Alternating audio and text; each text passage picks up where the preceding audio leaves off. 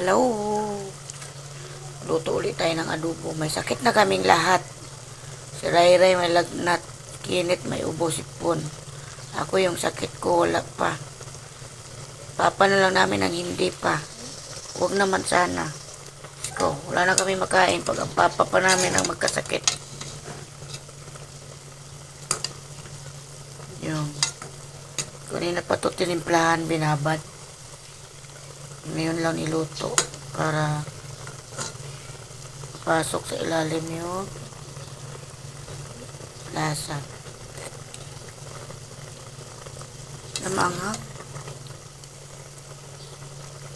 Mga tao dito, hindi pwede kada luto ulang sili.